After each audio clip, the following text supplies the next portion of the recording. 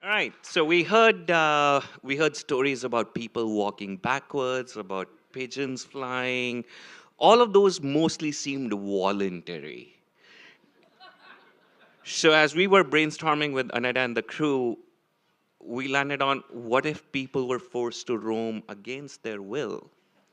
And so that's a story I'd love to share with you. But to set the scene, thank you. We're talking about the 1320s. To set the context, what is 1320s? It's 700 years ago. The Black Death has not reached the European shores for another 20 years. Ibn Battuta is still in the Middle East, and it will be at least another 150 years before Columbus stumbles across the Caribbean. That's the time period we're talking about. So there's this king called Muhammad bin Tughlaq. From here on out, I'm just going to refer to him as the Sultan.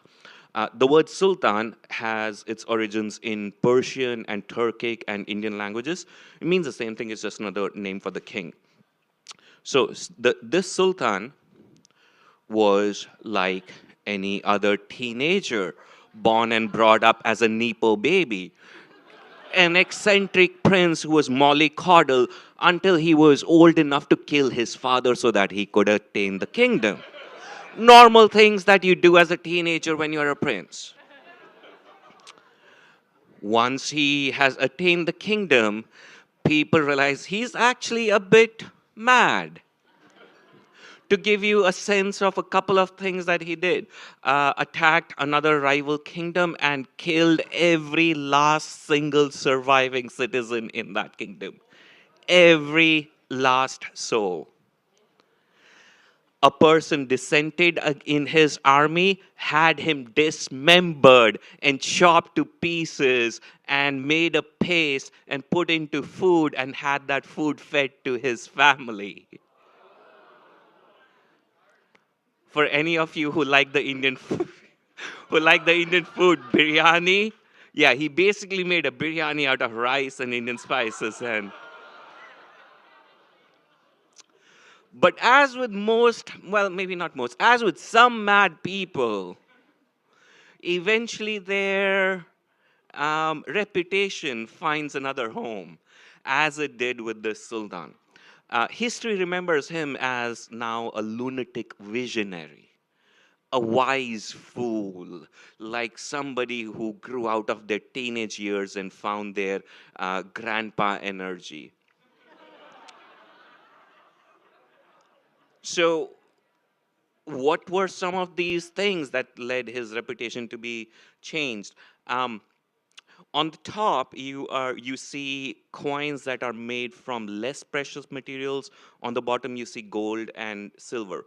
Remember, we're talking about the 1320s. Um, Fungible currency is not a thing. But I kid you not, this Sultan comes up with essentially that idea. Prior to him, people would go and exchange real gold and silver coins for stuff that they have to trade within the kingdom. And he realized, to his credit, that what if we had a different way? What if we had something that was more easily distributable to people rather than gold and silver coins, and you hedged the currency conversion rate?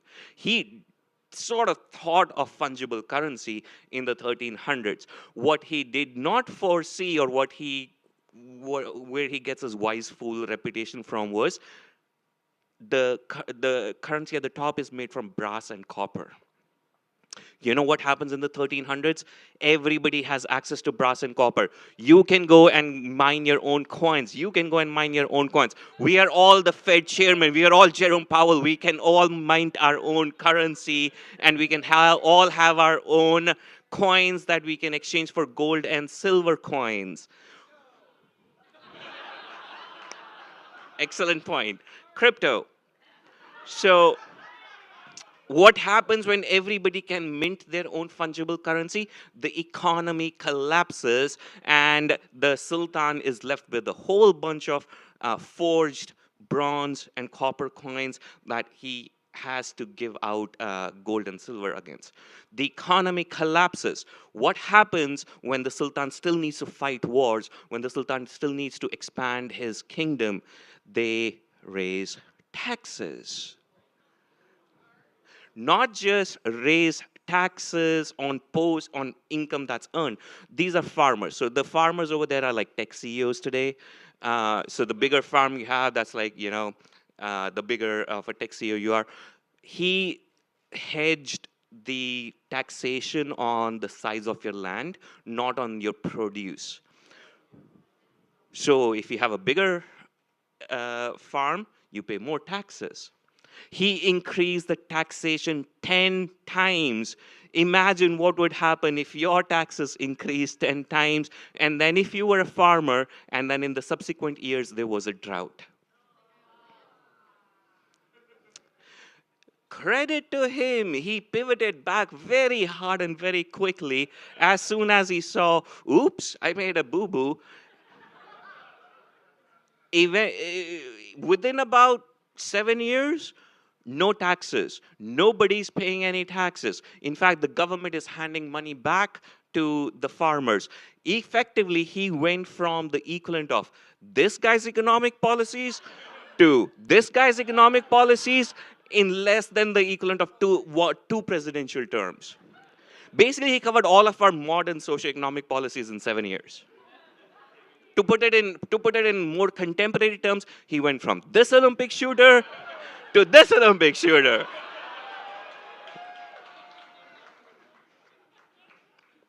Okay, but we're talking about roaming. So this is the map of his kingdom, aside from this little portion over here that looks like a face that he left out so that we can have conspiracy theories about, oh, is that a face of a man in there in that map? But the capital was what I've highlighted over there. That's Delhi. So that was the capital of the kingdom. And it was mostly attacked by Mongols and Central Asian rulers. And our guy is thinking, the Sultan is thinking, well, I didn't drop out of a coconut tree. I exist in the context of everything that has been, which is Turkic and Mongol and Central Asian kings attacking me, and I'm right at the front and center of them. What can I do? What if I moved my capital? Now, moving the capital isn't unheard of. We've moved capitals from Philly to DC, Lagos to Abuja in Nigeria, Rio de Janeiro to Brasilia. These are just some of the main examples. What our Sultan did was this. Do you see the size comparison? What does this look like on Google Maps? This. 260 hours worth of walking time. This is the 1300s. Walking is the fastest means of communication. He chose a place so far away because that was closer to the geographical center. It's kind of like the equivalent of moving the capital from DC to St. Louis. Sort of makes sense in practice, but not really. Like St. Louis is the geographical center, give or take, of the US, so that's why he chose. But he didn't want to move by himself. He said, everybody in my city of Delhi is going to move with me.